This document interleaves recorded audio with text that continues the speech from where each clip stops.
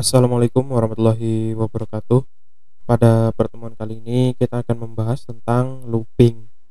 Jadi di pertemuan sebelumnya kita sudah membahas tentang conditional statement, yaitu seperti if ya, if else if ya. Kemudian ada eh, if bersarang, nested if ya. Nah, di pertemuan kali ini kita akan membahas tentang pengulangan ya. Di Python itu kita bisa menggunakan untuk pengulangan untuk looping ini ada for dan while. Jadi kadang kita nyebutnya juga sebagai repetition atau iteration ya. Nah, di looping sini tadi kan ada for dan while. Nah, for itu biasanya digunakan untuk counted loop ya, atau perulangan yang sudah jelas hitungannya berapa gitu. Nah, kemudian nanti untuk for juga berdasarkan jumlah elemen. Jadi misalkan kita mau mengulang sebanyak 10 kali. Nah, berarti kita bisa menggunakan for ya, karena kita udah tahu yang mau kita ulang sebanyak 10 kali.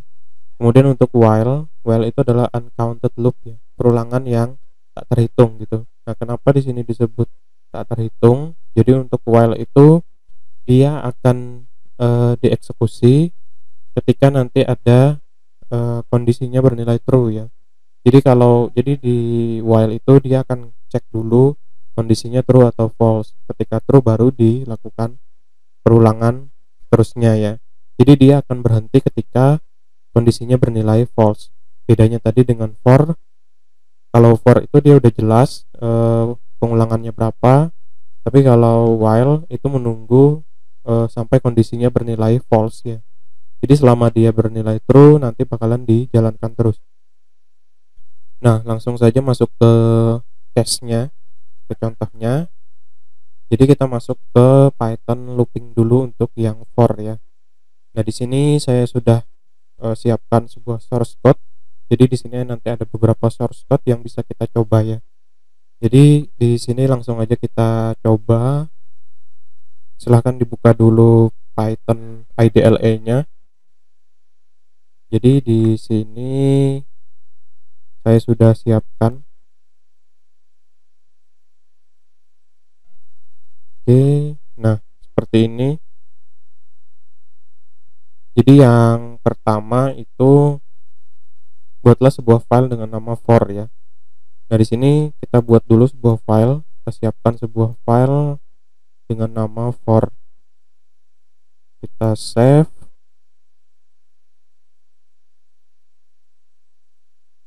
Jadi kita akan belajar bagaimana menggunakan for terlebih dahulu ya di Python. Saya rasa untuk yang kelas teorinya juga sudah disampaikan ya.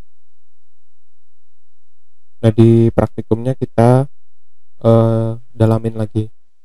Nah, di sini ada source code seperti ini ya. Number sama dengan 10, kemudian for i in range number, kemudian print ya. Ketikkan aja number sama dengan 10, kemudian for i in range number ya. Kemudian kita print iterasi ke i.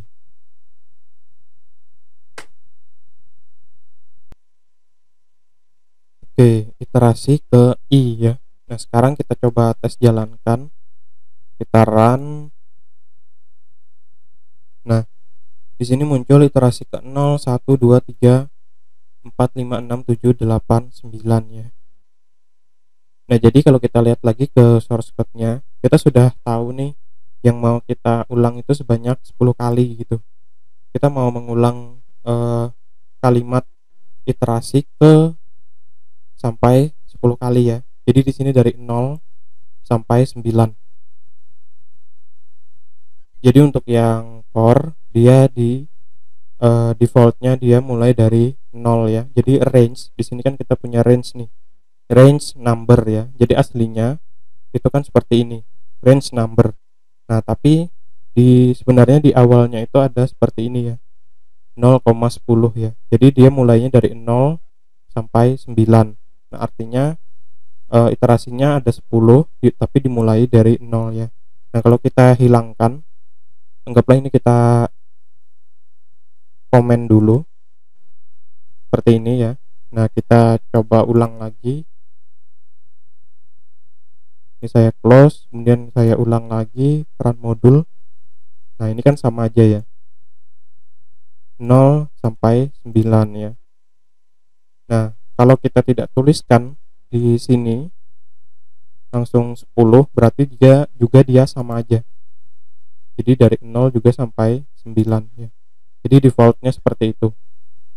Itu untuk for tadi ya. Jadi kita udah tahu jumlahnya berapa, kemudian kita masukkan. Jadi kita menggunakan fungsi range ya. Jadi range ini kita gunakan untuk memasukkan berapa banyak yang mau kita ulang. Oke, itu source code yang pertama. Kemudian yang selanjutnya, yang kedua, kita bikin sebuah file namanya for range ya. Nah, di sini kita akan lihat range itu cara kerjanya seperti apa sih gitu. Kita buat aja file baru, namanya tadi adalah for range ya. For kemudian range. Nah, seperti itu. Nah, di sini kita coba ketikkan for i in range, kemudian 1, 10, 2, kemudian print i ya. Nah, maksudnya di sini kita coba jalankan dulu yang tadi saya close ya. Nah, ini saya jalankan. Nah, muncul adalah 13579 gitu. Kenapa muncul 13579? Nah, kalau kita baca source code-nya seperti ini ya. Source code-nya seperti ini. Nah, di sini ada yang namanya untuk range, ada yang namanya start, ada yang namanya stop dan step ya. Jadi start itu adalah yang angka 1, kemudian stopnya nanti di 10, kemudian stepnya itu yang 2. Nah, di sini tadi muncul 13579 ya. Nah, jadi kalau start ya berarti dia nanti diawali dengan startnya adalah 1 gitu. Kalau tadi yang di sebelumnya kan startnya dimulai dari 0 ya, defaultnya adalah 0. Nah, tapi kita juga bisa memberikan nilai untuk start tadi. Nah, jadi startnya di sini adalah 1, kemudian nanti sampai dengan 10. Nah, kemudian stepnya adalah 2. Jadi setiap 2 kali, setiap 1, kemudian nanti bakalan dilompatin 2 ya, atau nanti bakalan ditambah 2 sampai nanti ketemu dengan batasnya di sini. Jadi 1 awalnya dia dari 1, kemudian 1, kemudian stepnya 2 berarti 3, 3 stepnya 2 lagi berarti 5, 5 stepnya lagi berarti step 2 lagi berarti 7 sampai dengan 9 ya. Nah, itu salah satu fungsi dari range ya. Jadi kalau awal tadi kita cuma belajar seperti ini sama aja dengan 0 sampai sebelum 10 ya, 0 sampai 9, atau tadi seperti ini ya, 0,10. Nah, kemudian kita belajar lagi 1,10,2 ya. Nah, yang 2 ini adalah stepnya. Jadi ini untuk yang source code yang kedua. Jadi seperti itu. Jadi yang muncul di sini adalah 1, 3, 5, 7, 9 ya. Jadi kalau kita mau bikin yang ada loncatnya berapa kali, misalkan kita mulainya dari 2 sampai 15 misalkan. Sampai 15, kemudian stepnya adalah 3 gitu. Nah, kita coba aja, kita run lagi. Nah, munculnya adalah 2, 5, 8, 11, 14 ya. Dari 2, stepnya 3 berarti 5, stepnya 3 lagi 8, 11 sampai 14 ya. Oke, itu untuk yang source code yang kedua ya. Nah, yang selanjutnya ini lebih jauh lagi, kita berkenalan dengan list ya. Jadi di sebelumnya kan ada tipe data list, sekarang kita gunakan list untuk perulangan ya. Nah, di sini kita buat sebuah file yang namanya for list, for kemudian underscore list ya. Jadi biasakan kalau membuat sebuah file yang dia itu terdiri dari dua kata, bisa gunakan underscore atau langsung digabung ya.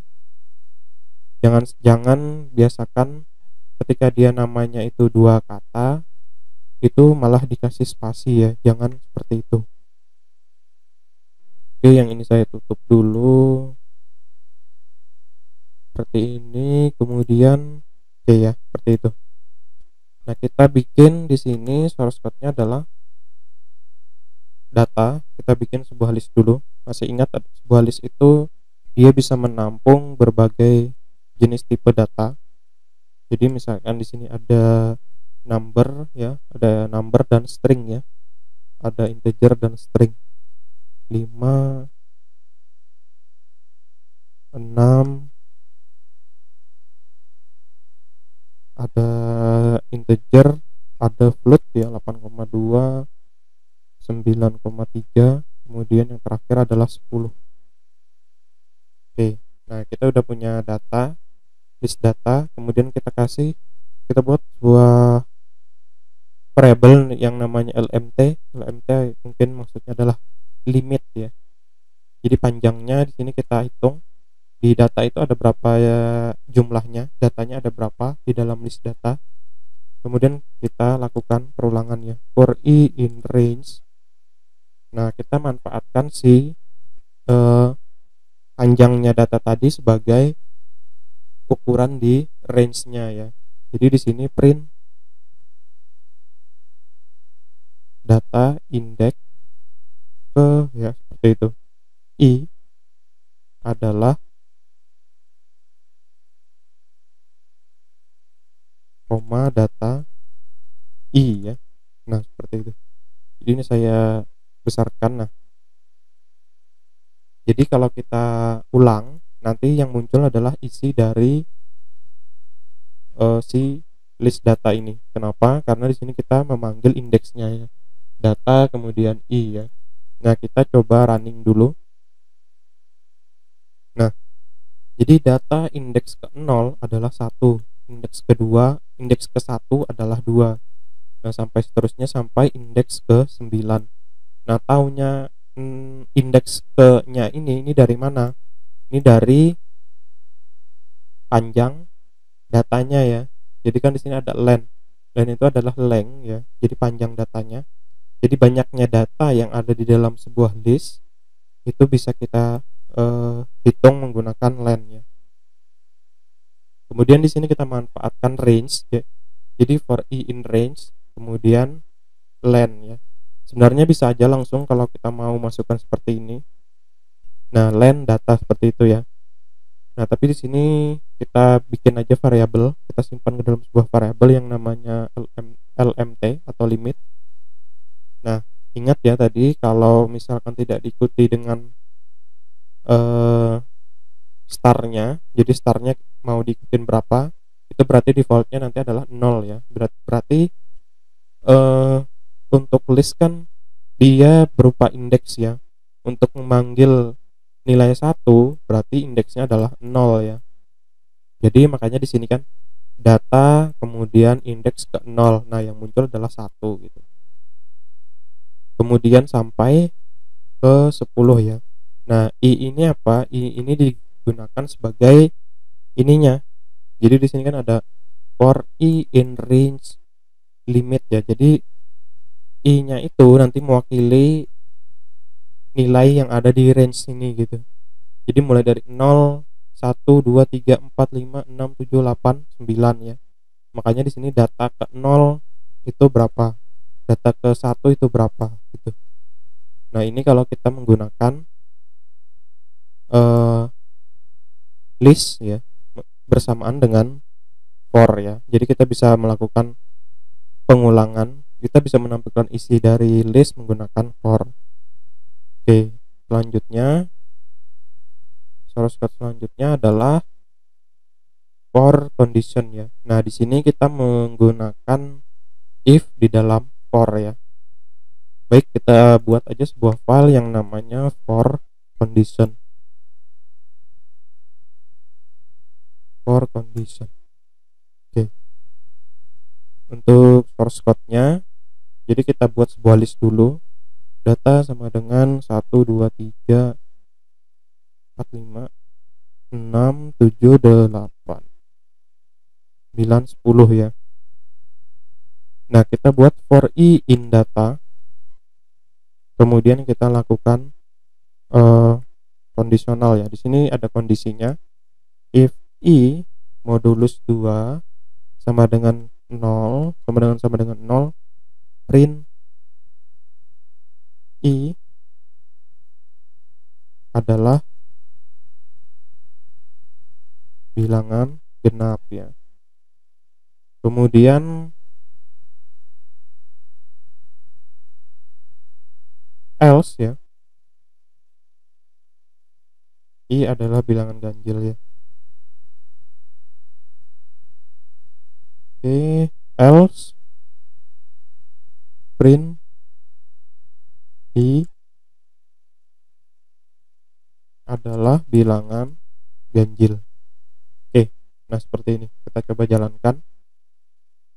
Nah, 1 itu adalah bilangan ganjil ya. 2 adalah bilangan genap, 4 bilangan genap, 5 bilangan ganjil, 6. Nah, di sini 6 adalah bilangan, oh ya, di sini 7-nya mana? Oke, di sini ternyata 7-nya belum dimasukkan. Oke, kita coba jalankan kembali. Kita run. Nah, di sini 1 2 3 4 5 6 7 8 9 10 sesuai dengan apakah dia itu bilangan ganjil dan genap. Nah, penjelasan di source code-nya, kita punya sebuah data dalam bentuk list, itu bilangan 1 sampai 10. Kemudian di sini kita lakukan perulangan. Jadi kan kalau sebelumnya kita perulangannya menggunakan range ya. Nah, di sini kita langsung melakukan pengecekan di datanya.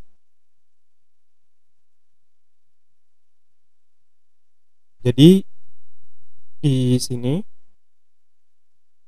for i in data, jadi kita mau melakukan pengecekan di dalam sebuah data list.